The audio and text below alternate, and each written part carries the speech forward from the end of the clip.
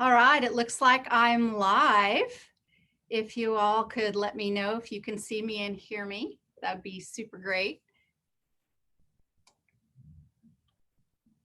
Merry Christmas, everyone.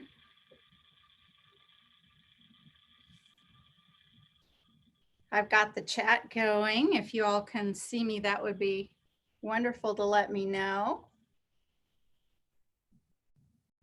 It says I'm live, but I like seeing someone telling me that I'm live.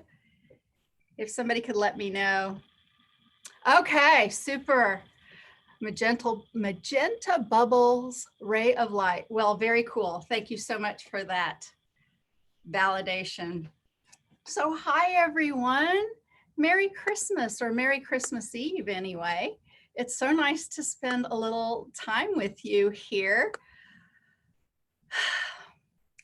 It's a small Christmas for our family this year, and I was thinking about all of my friends near and far, and I just impromptu decided to gather with you here, right here today. So for those of you who are here, thank you so much.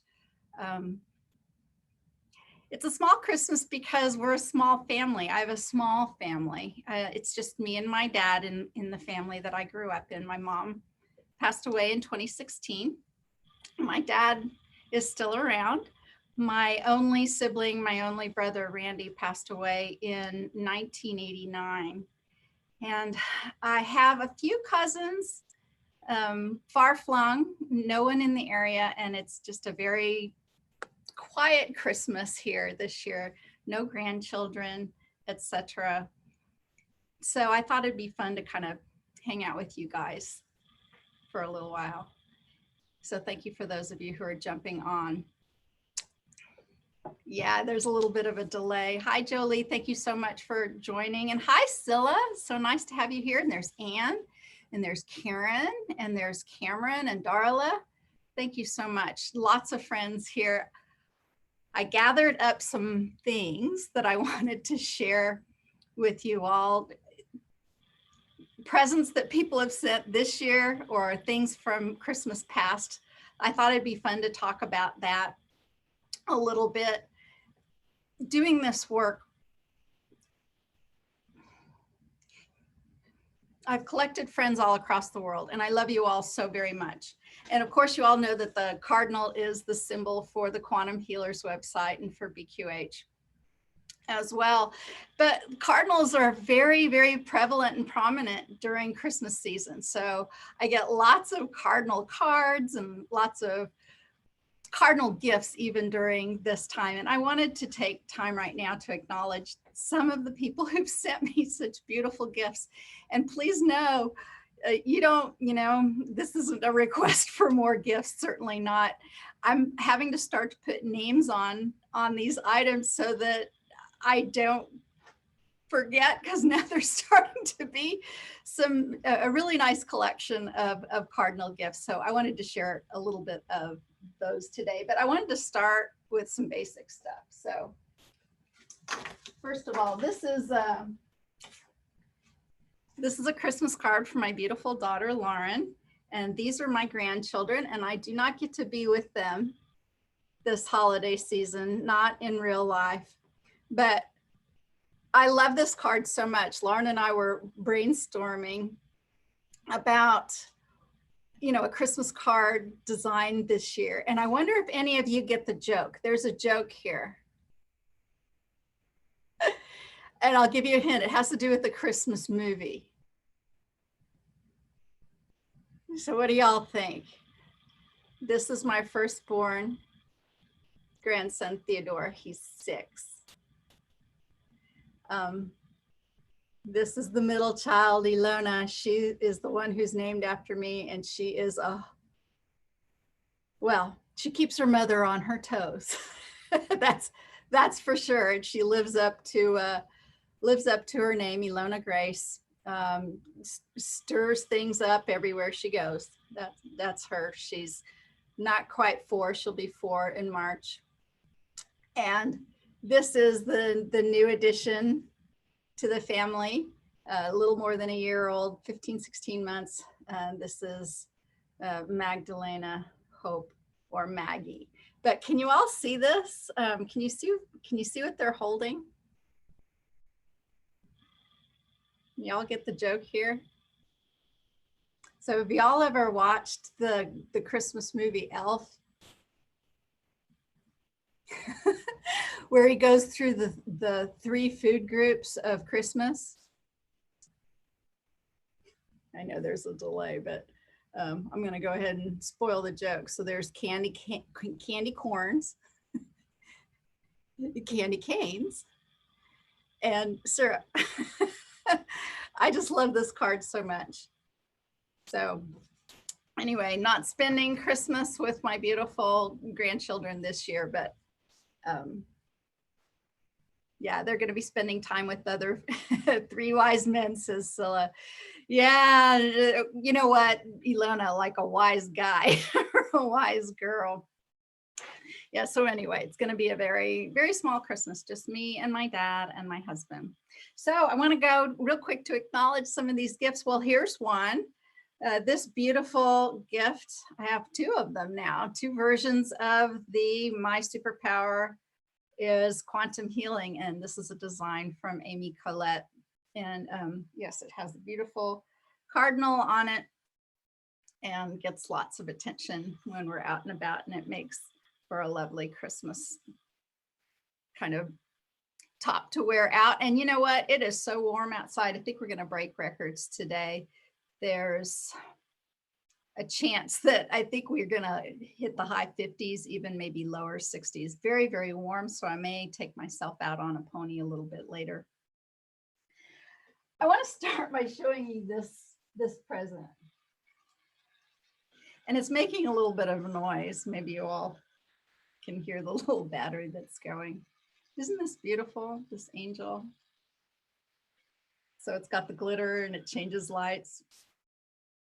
And the person who gave me this beautiful Christmas angel was a woman named Joy. She called herself Joy Illumine. Joy was Dolores Cannon's receptionist and office assistant for many years.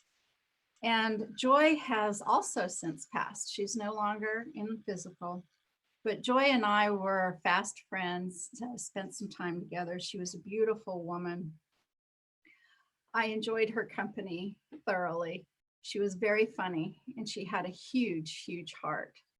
And Joy gave me this Christmas angel and I get to turn it on every Christmas. I usually, you know where I put it? I put it behind the glass. I have kind of a, you know, it's a cabinet. I guess you could call it a china cabinet. I usually put spices and other kinds of foodstuffs in there, but I put it behind glass because it's kind of noisy, but it's still very pretty and you can see it. And I usually put it on a lower shelf where the grandchildren can come and, you know, come face to face with this beautiful angel. So I really, really adore this thing. I hope it works for a really long time. I already lost the bottom somehow. But this is from my friend Joy. And I don't know if Kenny is on here. I don't see Kenny's name just yet. So I have a really good friend. We all have a really good friend, Kenny Baker. And Kenny has some sort of knack of always being there when I do a live YouTuber, and more often than not, he's the very first person who signs on. Kenny's been such a wonderful support in the quantum healers community and of BQH. And Kenny sent me this that I just got yesterday, and it's a tree ornament. Isn't that beautiful? Isn't that just lovely? And it's really interesting. You know, you'll see the cardinals either with the red beak or the yellow beak or the black beak. And that actually, when they have the yellow beak, they're the younger cardinals. So this is like a juvenile cardinal. And when they have the black beaks, or is it the other way around? Yeah, I think it is. Yeah. And when they have the black beak, they're the mature cardinals. Actually, I'm looking at a picture of, so these are the guys who got it started, at least in my life. This is Pete and Tara.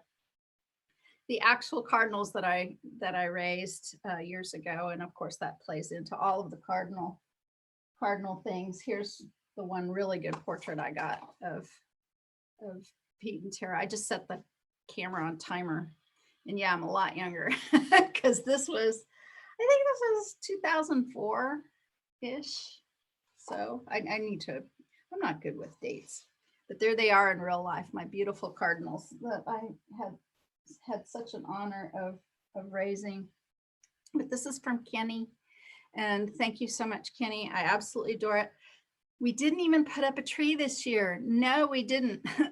I did get a wreath, and I brought it down here to where I'm doing this show today to kind of, make the space merry and bright. But we don't even have a tree, but I did pick up this little thing, this little, you guys seen these in the grocery stores, these little rosemary. So this is a rosemary plant. And you know what rosemary is really good for memory, which tells me I should probably get one just for my dad and tell him to go smell it all the time. My dad's memory is getting a little challenged, shall we say, now that he is 89. These beautiful cardinals came from MJ Ollinger. And MJ, oh goodness, ding dong, somebody is here. Now I don't know who's showing up on Christmas Eve, but I'm not answering the door. My husband's upstairs. I guess he'll go get it. MJ brought a cardinal for everyone who came to our very first gathering in Kansas City in, I think it was 2016. Everyone who showed up got a cardinal. That was such an interesting gathering that year because we didn't know where we were going to go and how we were going to proceed without Dolores. And we still didn't know at the time. Dolores died in 2014, and we just kind of had status quo for a while. And then right about 2016, we were thinking, we need a plan to move forward and to move on. And it was at this time, during 2016 that we started really expanding our thinking and our community, and we expanded our community to all healers. And I think that's been a marvelous thing for us because we get to learn and share with people who have come from all kinds of traditions and backgrounds and other healing modalities. And it's been wonderful because that way we're not tunnel visioned, right? We all get to learn from each other. And it's been a wonderful decision, I think, in my estimation anyway. So I want to make sure I don't knock any of that over. So guess what? I actually got married right around this time, right around Christmas time in 1983, just before Christmas, about a week before. My husband and I, our anniversary is on the 17th of December. And as I was gathering some of this stuff, this was on the bookshelf, and I thought, well, maybe I'll just, maybe I'll grab that and show you all some Christmas pictures. So we got married in Christmas for a couple of reasons. First off, it's a lot less expensive to get married Christmas time because people do weddings in the spring, right? And one of the reasons we decided to do that is because money was tight. And we didn't have to because the church was already decorated with poinsettias and Christmas trees. Didn't have to decorate with many flowers. I got a bouquet. It was a very humble wedding back in 1983. And so I thought it'd be fun to show you some pictures because it was very Christmas oriented. There I am. Yep. Long curly hair. I'm back to the long curly hair. I went short for a really long time. That's me and my dad. And here's me with my two beautiful friends. That's Linda and Aaron, still wonderful friends of mine to this day. And there's me and my mama. I've really been thinking of mama a lot these days. Mama and Dolores. There's my mama. She was something. She had a lot of opinions about my wedding. Here's my friend Erin. She said, "You can't have bridesmaids in bright red dresses." And I said, "Why not?" And We tussled over that one. I held my ground. I was like, I want a Christmas wedding, and my bridesmaids are gonna wear red. She was like, you can't do that. I'm like, yeah, I can. This was a cute idea from the photographer. That's my dad and my father-in-law giving me a kiss. Both of them were military men wearing their military things. There's my husband. Look how young we were. It's my husband, Tom. And my dress, I got my dress. Oops, something fell out. It was just a blank page. I got my dress on the sale rack, and I bought it, you know why? Because it was Swiss dot. And I thought, well, that looks a little bit like snow. So, and there's kind of a picture of the entire church. See how it was decorated for Christmas? So that was 36 years ago that we got married. And yeah. And you know what? It's funny. Some people will say, oh my gosh, you've been married 36 years, you know, and as a therapist and somebody who counsels people, there are people who are like, don't judge me, I'm on my third marriage or whatever. And you know what my standard answer is? I'm on my third version of this marriage. And it's true. We've had to go through a lot of changes. You know, we had the whole before kids were born, and then we had kids being born, and then we had after kids left to go to college, and each one was a huge adjustment, and each one, yeah, kids will change your relationship. I don't think that they won't, because they absolutely will. You put a little piece of cough drop in there. All right, so here's some more of my treasures. These are, speaking of kids, these are two little snowmen that my children made. It looks like 1997. So Lauren would have been about 7. And I think they had the same teacher. So Dylan probably made this one afterwards. And this is like, look at what a cute idea this is. So those of you parents or grandparents out there looking for a craft, look how simple and easy this is. Just a scrap piece of 2x4 painted white, some scrap fabric, and these are socks, a little piece of yarn. And I treasure these things. They are so special to me. And they're very sturdy too, right? They're not going to go anywhere. Blocks of wood. All right, I'm going to set those aside. Oh, and as I'm setting them aside, is Amy here? I think I saw Amy here. Amy joined in. So Amy, who sent this shirt, she also sent this. I posted it on Facebook. Some of you might have seen it. It's this teeny tiny little cardinal charm. Look at this. Look how small that is.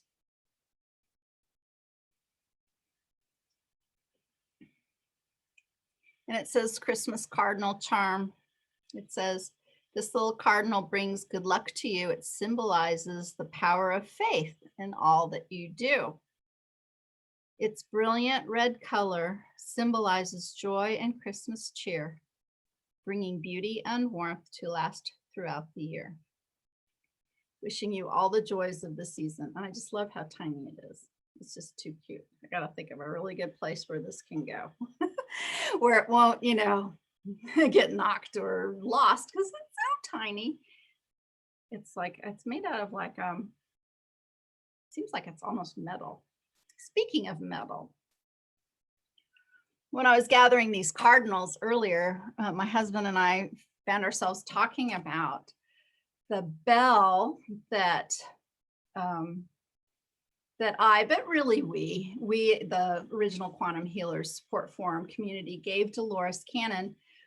She used to ring this brass bell to bring, class to order. And it was the one she didn't bring many notes. She really didn't bring much of anything when she would sit in her chair at her table to teach her classes, but she did have a bell. And it was just a very simple brass bottom bell with a wooden handle. And one year it broke. And I was in the classroom when it broke, and I thought, oh my, that's a perfect thing.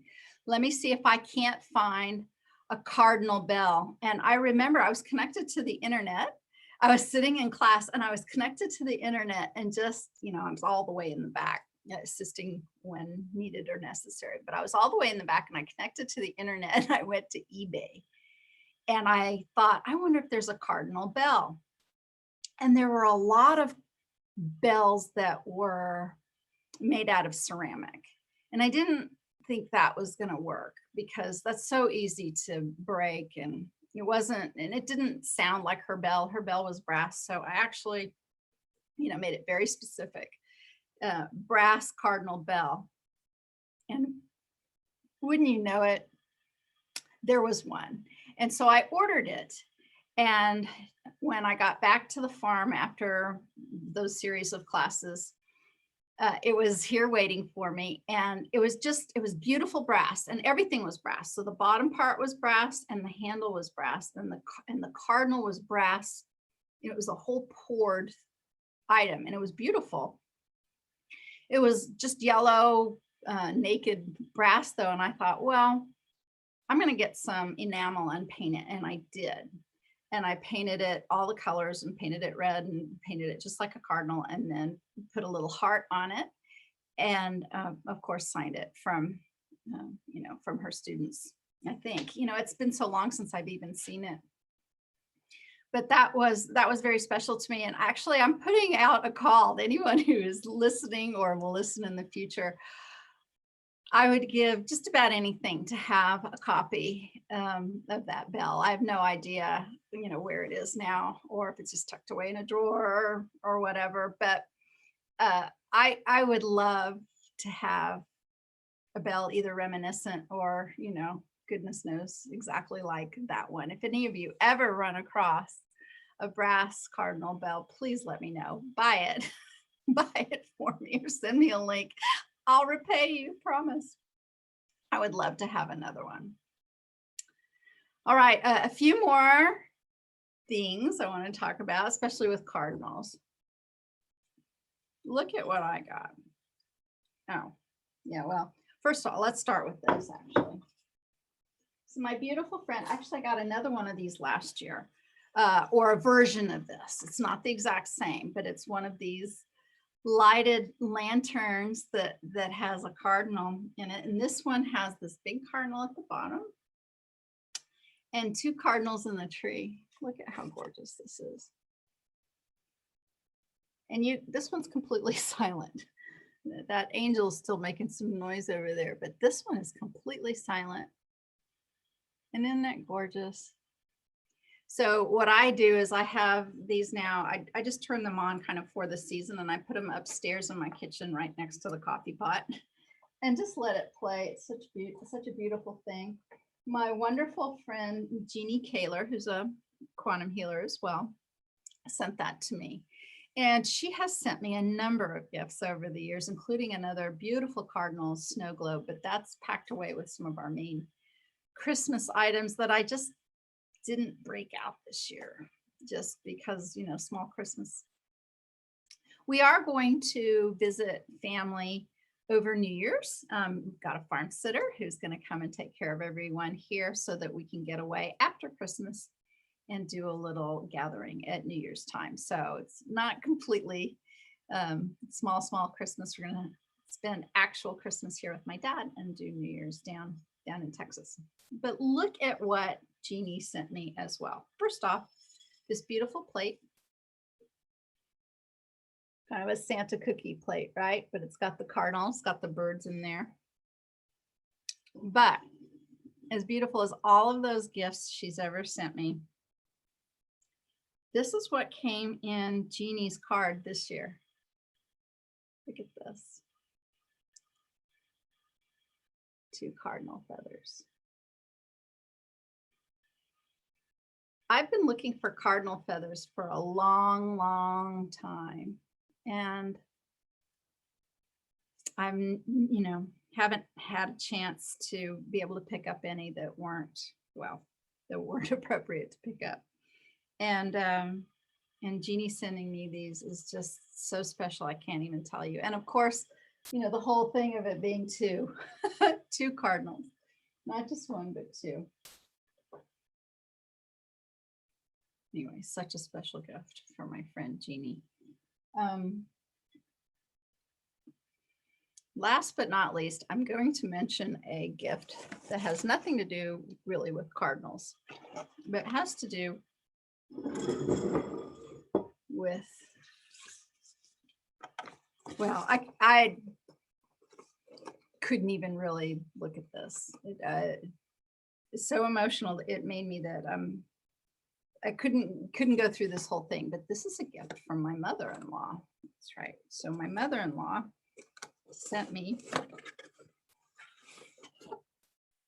this box in this little bag. And in this little bag are these guys. And you guys probably have seen these, right? You've probably seen them. They're making kind of a comeback, these little fellows, the elf on the shelf thing. But these are original. These are original. These were purchased in 1974. They're actually marked. They were purchased in 1974. And they were purchased in the Base Exchange in Bitburg, Germany, back when I was living there with my parents, and my to-be husband, Tom, lived with his parents in 1974 and 5. I lived there for a more brief time than my husband did. He spent many years there and actually graduated high school. For me, it was the last part of 7th grade and all of 8th grade before moving back to the States. But that's where we met, and we never lost touch. But here is, let's see if I saved it. Yes. Here's the note from my mother-in-law about this, because it's just kind of incredible. She gives a little bit of news, current news, and then she said, she opened a box and there was the Little Elves still smiling. I thought of your mom. In Bitburg, your mom and I were in the Base Exchange on the same day, and we purchased the elves. So I thought it was time for all 4 of them to be together in your home, hers and mine, after 45 years. They still make me smile, so enjoy. Who knew 4 little elves could bring such happiness? Happy New Year to me and Tom, etc., etc. And then look what else she put in here. And this is the part that really, this is the part that's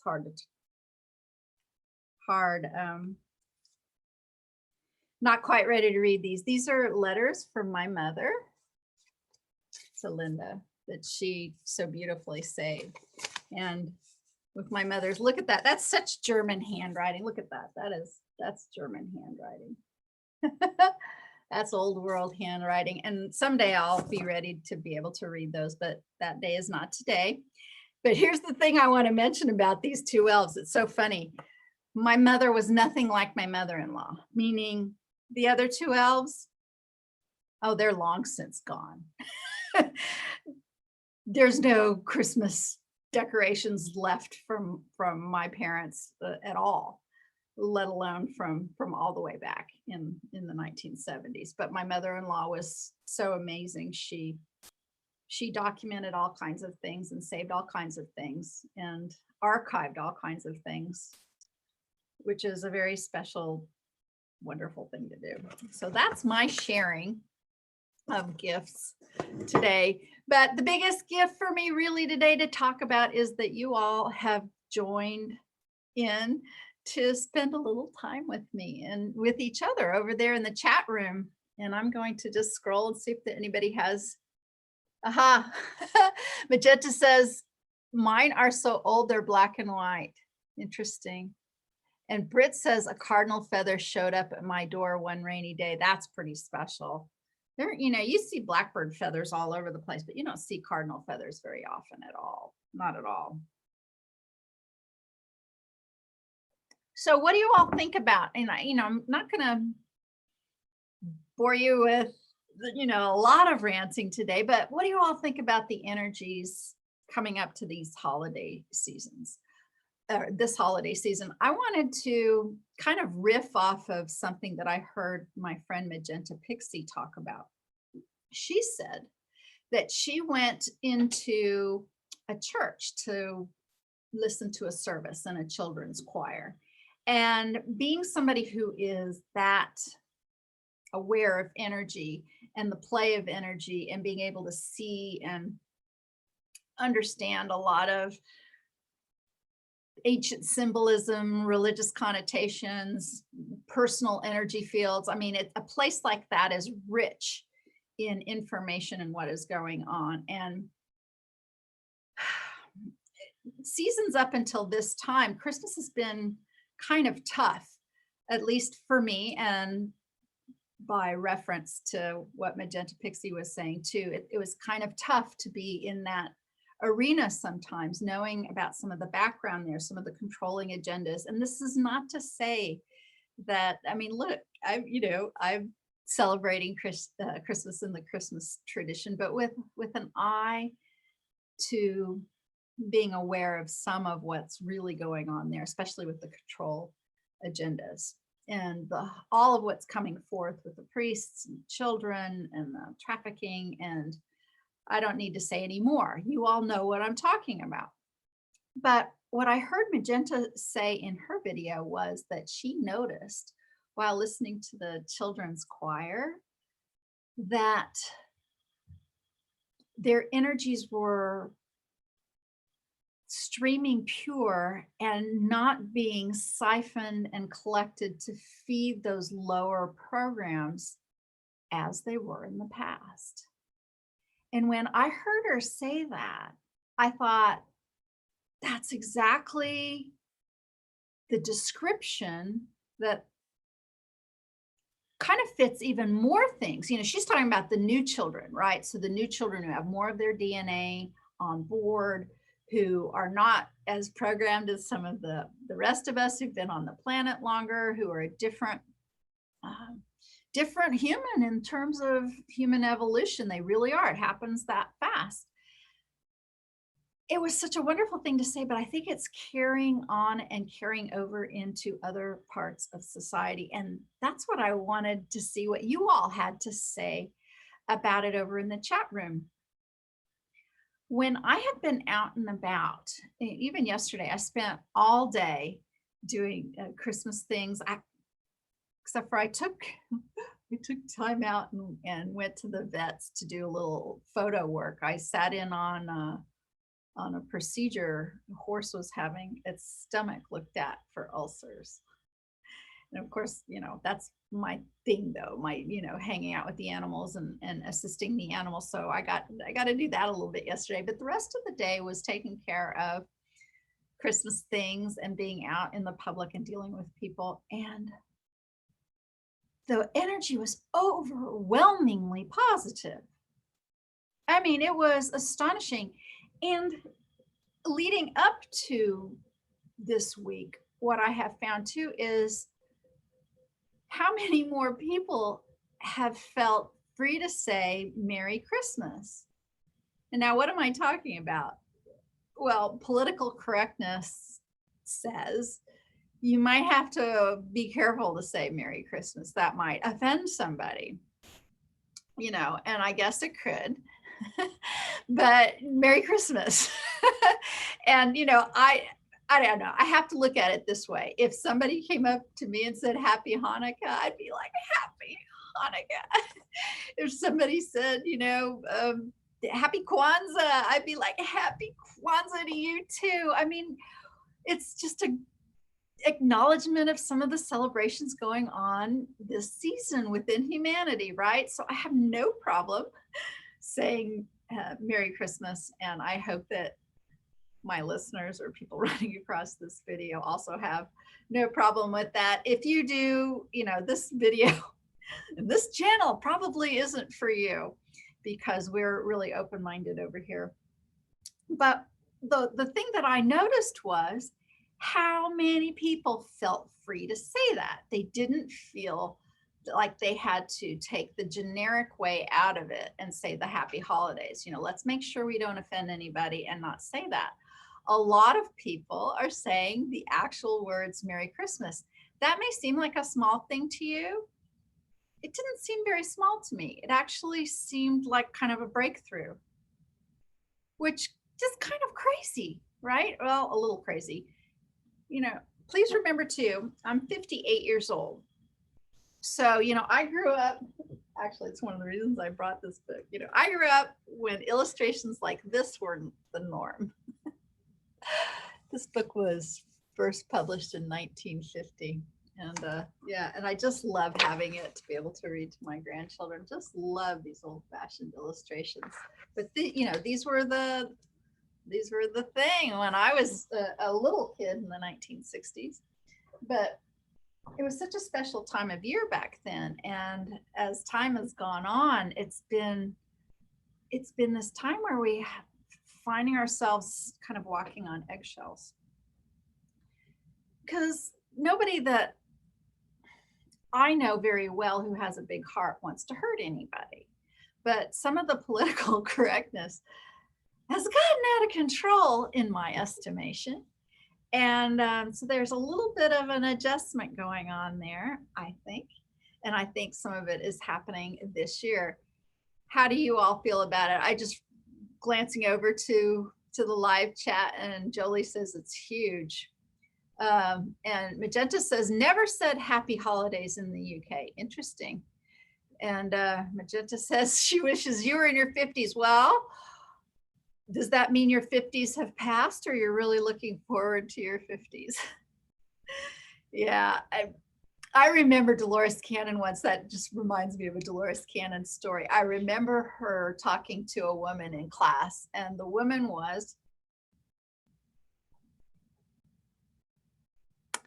she was really interested in the work. She was taking the class, and she said, "Oh, Dolores, I just don't know, how can I even get started doing this work? I mean, I'm 55 or something like that." And Dolores laughed and laughed, and she said, "Oh," she says, "you're a baby. Of course you can." And she started talking about how she just really followed her heart doing this work. She followed her heart. She followed her passion. And the universe opened up and connected with her for her to be able to do the work that she did. She was a housewife. She was a writer, but she was a housewife. And then her husband, Johnny, and I'm not going to remember the exact year, but when he had his terrible accident and became a paraplegic, she was a caregiver, right? And she was a caregiver to him until his death. And she didn't really, really get going in her work until she was well into her 50s and 60s. And she did the bulk of her groundbreaking work in her 70s and 80s. And she was just astonishing. So she was very encouraging to those of us who are a little older. And she had such an energy about her. Some of those days, some of those classes could be really long days. And she just breezed through them. She had so much energy all the way up until really the last couple months. Towards the end, she just seemed to, there were times when it was 8 or 9 o'clock and Dolores was still going strong. And some of the rest of us were like, "Oh my goodness, it's getting kind of tired out there. I think I might want to go back to my room." Dolores was always going. I think the energy of her work, the energy of the connection of, fans or students or people who were interested in discussing all of the ascension and waking up of humanity really kept her going. And I have to say that some of that, I feel the same way. And from those of you out there who bother to click in and watch these things where I'm just rambling on and on. And I am so grateful. Your energy, your support, just by watching, I receive that energy of support.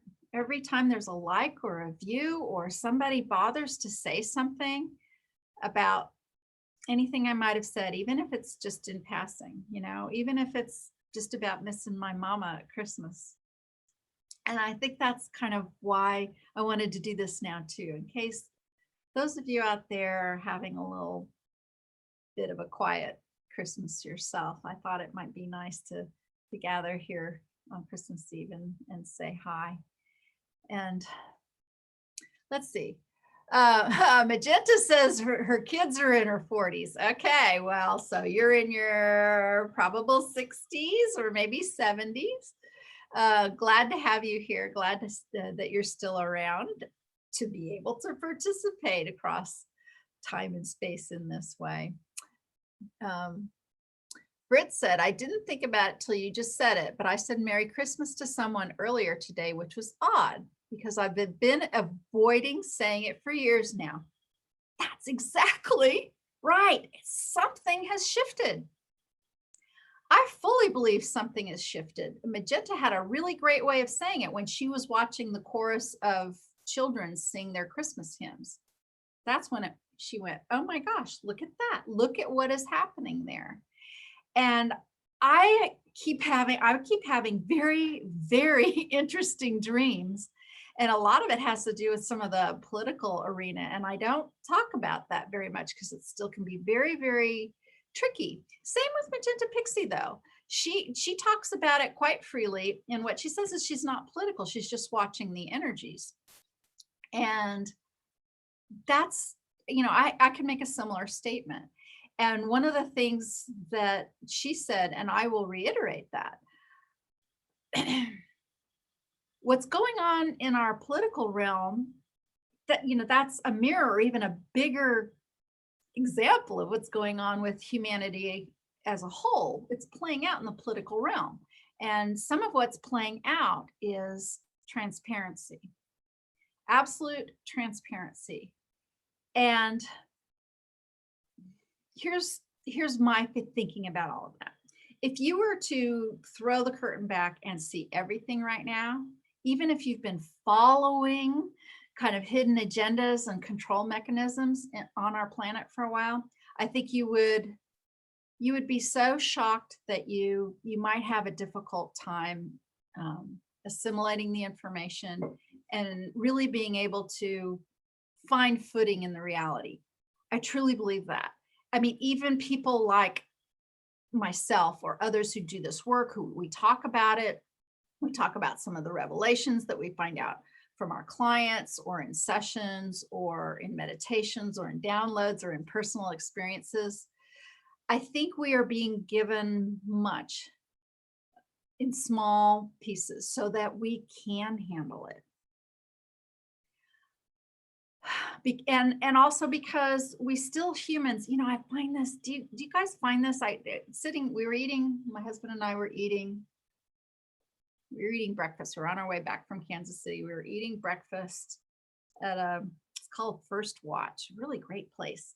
Priscilla and Hara, we had an excellent breakfast at First Watch when y'all were here visiting for the Goddess Retreat.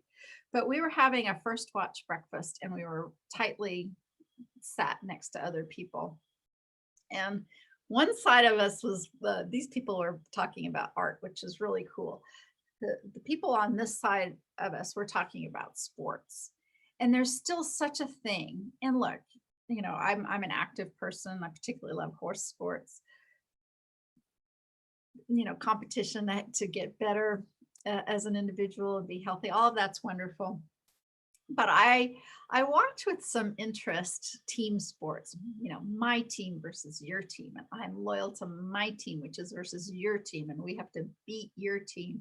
And it's this, where there's always one that's a winner. And we still are like that as humanity, as a human race. And that's still the same way it's playing out in our political system, even if we're waking up. Not all, but many of us, maybe even most of us, tend to lean one way or the other. Well, I kind of like them better. Those people kind of talk for me more clearly than this group of people. And there's this us versus them thing all the time. We're making our way slowly out of that. I think we're all going to be very, very surprised about what is going to happen in 2020. Even if you think you're ready for it, I think it's going to shock. I think it's going to shock all of us. I even say that to clients. I'm like, I just have this sense, and many of it have had this sense for a very long time. It's that something's going to happen, right? You can kind of feel it. You feel it into the marrow of your bones. Something's going to happen. We've been feeling it for such a long time. Some of us are tired. That sense of, it's kind of like in a scary movie, you know, when, okay, the whoever is going to come out from behind a bush or a closed door or something like that. And the anticipation and waiting for it can really drain you. I mean, it can. This is a very human thing. But I think it's going to happen this year. I really do. And I don't even know what it is. And a lot of people will take pieces of what they hear, what's going on, and they will run with it and create stories around it and create fear around it and create more separation and more drama around it. And you may think that you know what's going on. And here's the thing. I think a lot of us know what's going on a little bit. I think we all, you know, and in a little bit, you know, you might know more about this. That person over there might know way more about this. You might think that you understand everything, but let me tell you what, I don't care who you are or what your work is. If you think you kind of got it all figured out, I'm concerned for you because I don't think there are very human beings, if any, on the planet who know the ins and outs of all of what's in store for us, what's coming. I don't think we even have a reference point for it. And I think that's why we're here. And I think you have to look at it as a gift. And I think that you have to, at least my best advice as a counselor and therapist and doing this work for as long as I have, is to not get too sold on specific details about how it all comes out and how it all will wash out. You may have held certain groups or certain people in very high esteem, and you may change your opinion at some point. And there's, you know, we're all human too, right?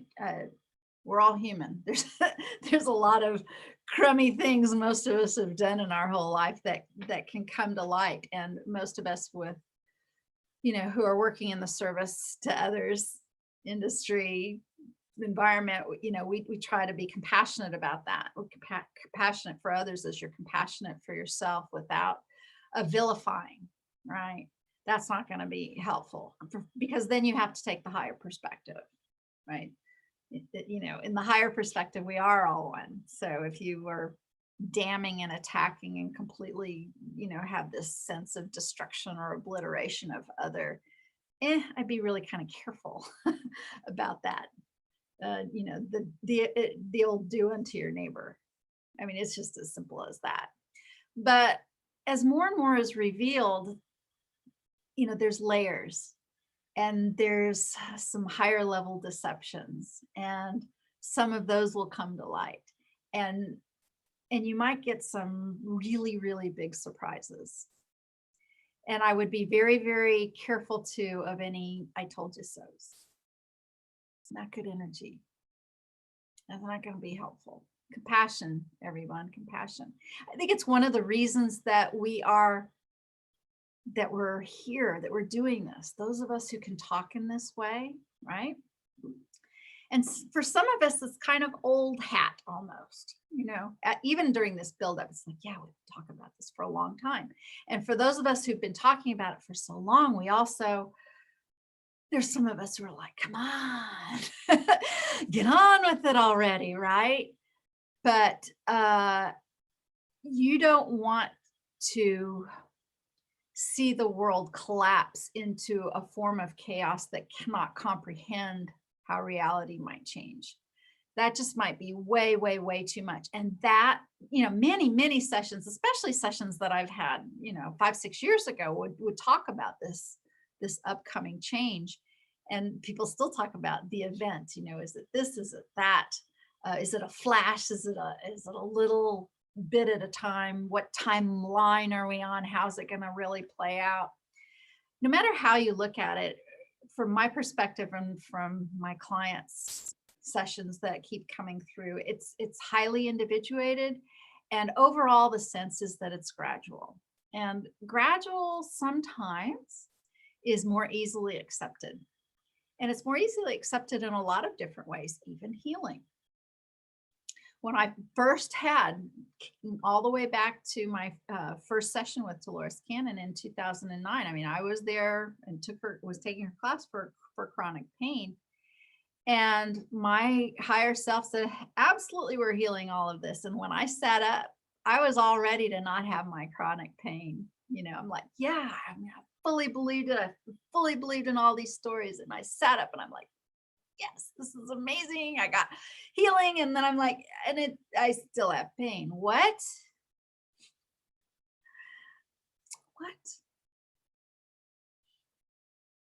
But my life was still changed. I followed the advice of my higher self. I made the changes that it suggested. I changed my life. I changed my focus. And within 2 months, I had a real shift in my chronic pain levels. And by 4 to 5 months, they were gone. The chronic pain was just gone. I lived in pain, constant pain for so long. And it left me so slowly, almost to where I didn't notice it, the day by day changes, until one day I went, yeah, it's just not there anymore. Right? So for me, and maybe you're on the same timeline with me, sometimes these changes are easier to accept when they're gradual. And I was saying this, maybe it was to the French practitioners the other day. I was doing a live video with some of the French practitioners and I was getting translated. So I think it's where I said it, talking about gradual things. So I've noticed something. Have you noticed this? Sometimes when people have even wonderful things happen, a giant surprise, a gift coming down the pike, you win a lottery ticket or something, and the very first thing many humans do, I mean, think about this, right? At least this is an American thing. I don't know if it's really universal across the world. You know what one of the first words out of people's mouths who get giant surprises typically is? Either no or no way, right? Have you noticed that? No way. I mean, where did that even come from, right? Shouldn't it be yes? Yes. So I try to have it be yes, right? Because no is a very strong word. No, no way. Really, really interesting. So I think it's, again, some human nature things. If I'm nothing if not a student of human nature, trying to understand that. So sometimes even when amazingly wonderful things are happening to us, at least our words say that. No way. It's hard to believe. So maybe that has something to do with surprise, right? Or something shifting that quickly. Maybe it's in human nature to more easily accept gradual changes. Well, that's one theory anyway. All right. So here, hi, Jen.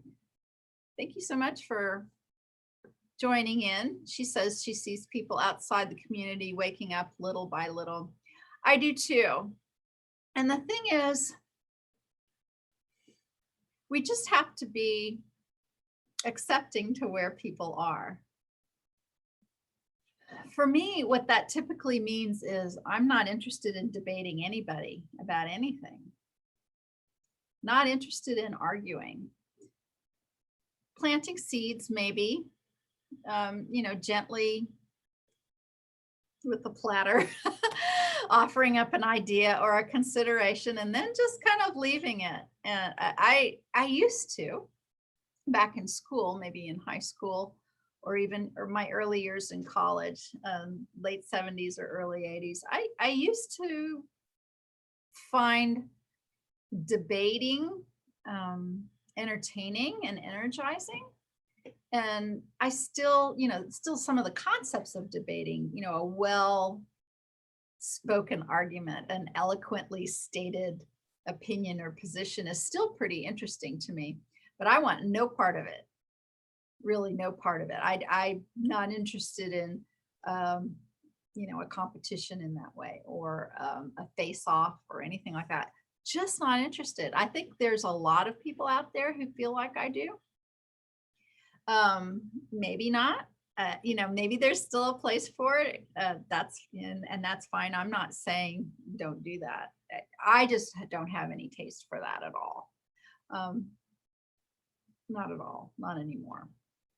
And some of it has to come with this, or for me anyway, it comes from this idea of being correct, right? You don't know if you're correct. Or at least that's what it seems like to me. I've been doing this work for so long. And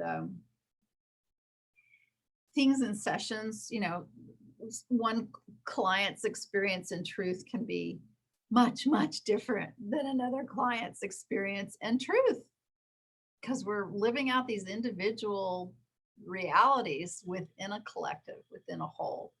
And it's complex, but it's exciting and it's wonderful. And I hope you guys are as happy about the calendar changing as I am. I mean, I'm just thrilled. That doesn't mean I don't think that we're going to avoid all chaos. As a matter of fact, I'm pretty sure we're going to have some chaos. In my heart, I hope that chaos is kept to a minimum and affects the minimum amount of people, or even the planet. But I think there's going to be some chaos, and hopefully we can keep that chaos to where it's not going to be too terribly destructive.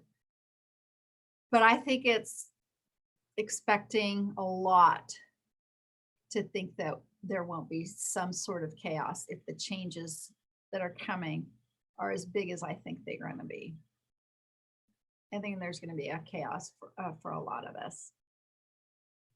And it doesn't hurt to, be energetically and physically prepared for some of that. There just isn't. It's probably a pretty, if you are prepared energetically and physically for some of this, you will be in a more stable place. You won't have gotten be knocked off balance. There's going to be so many people who are going to be knocked off balance. They're not going to be able to put one foot in front of the other the way that they have been when some of this stuff is going to go down. I was thinking, I'm going to tell a story. This next story is a very strange story, but I don't know why it's come into my memory to think about a little bit, but I want to talk about it. Oh, I know why. Because I was thinking about people wanting to actually, I'd love to meet an ET, have one materialize right there. Well, maybe, maybe not. Your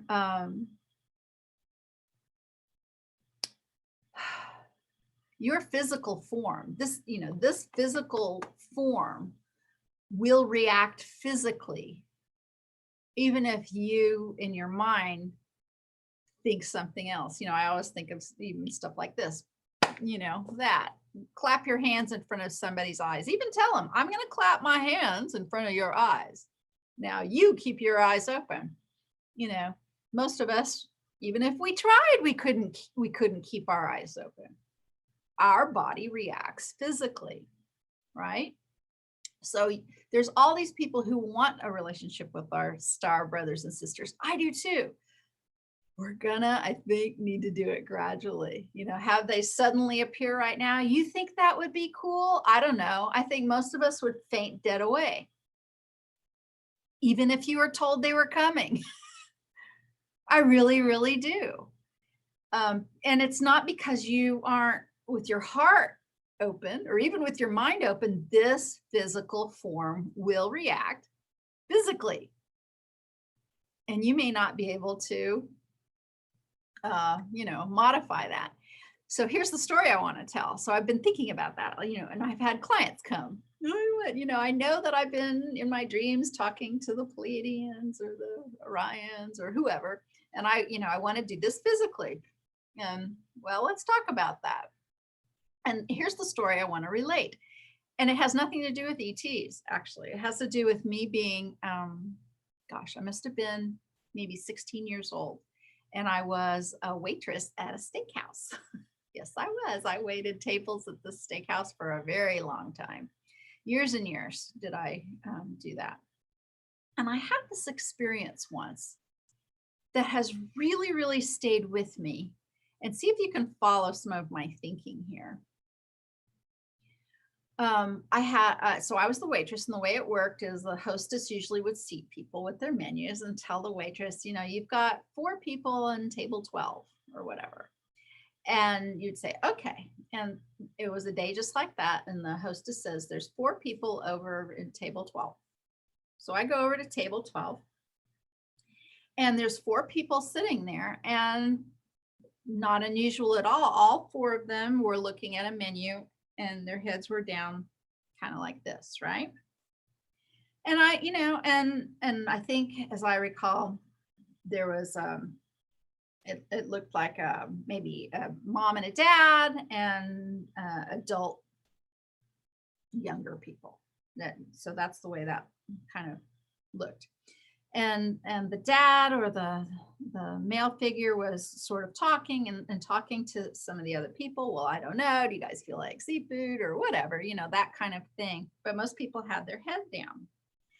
And at that point, typically a waiter or waitress will ask if you can, bring them some drinks while they're finishing looking at the menu, right? And so I did that, just the same, well, can I get you something to drink while you're thinking about it? And the dad gave me, and the mom gave me the order, and the person over there gave me the order. And then the person who was right up here by my left side, and I remember she had, I believe it was a woman, she had very big curly hair. And she lifted her face up to answer me.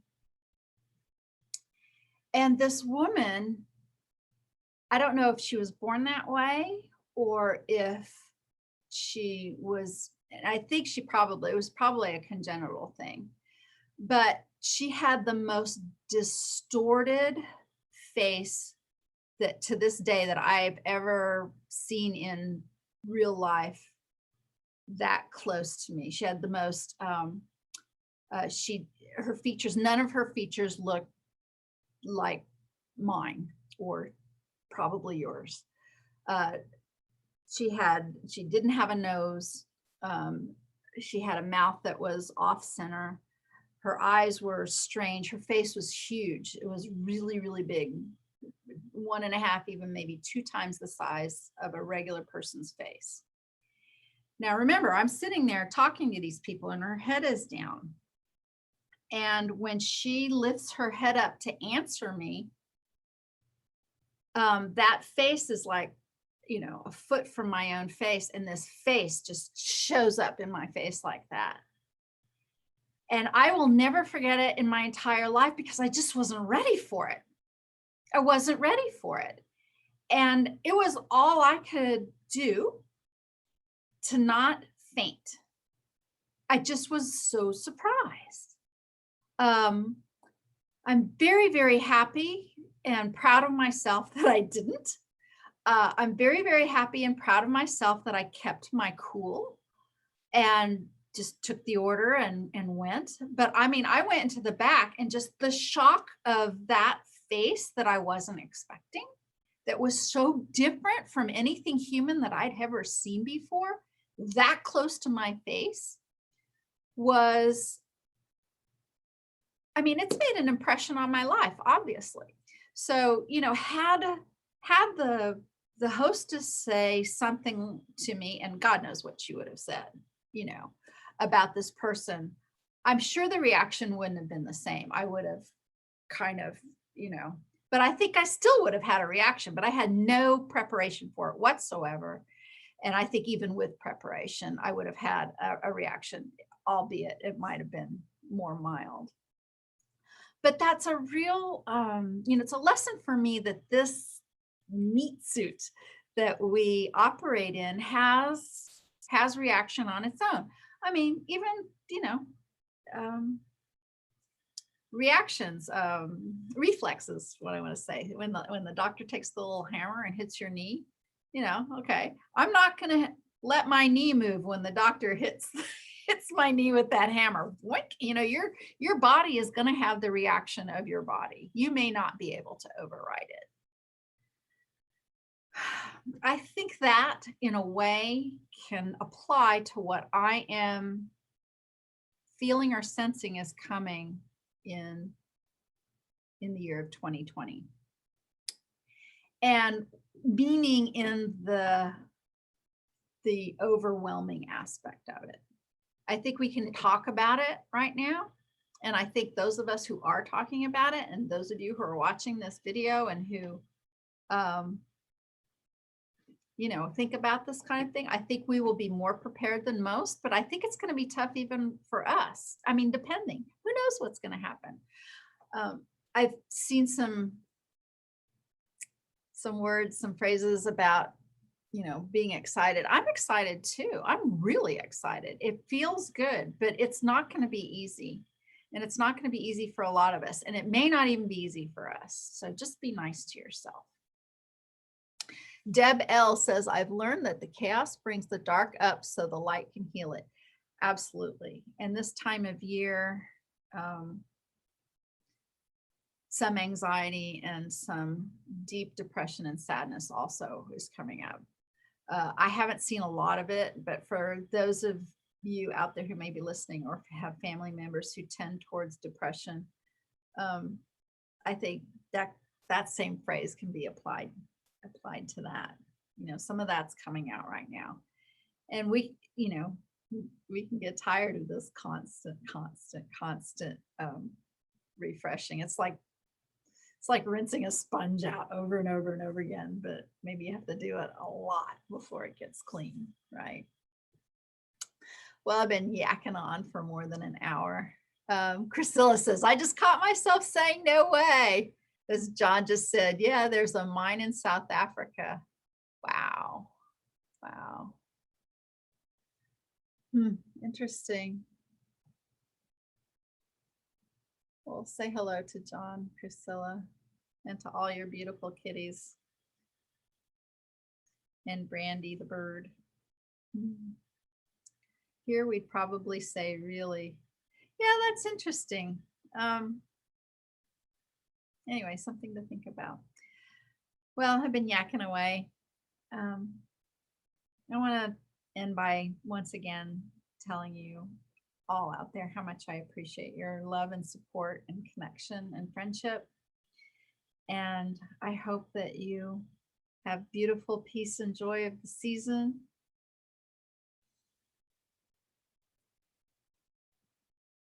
And that some beautiful, special dream of yours comes true with the magic that surrounds all of the season. From my heart to yours, thank you so much, everyone. I'm going to sign off now and get on with my day. I love you. I appreciate you. I'm so grateful for this community. Thank you. Bye for now. Bye, everyone. Merry Christmas.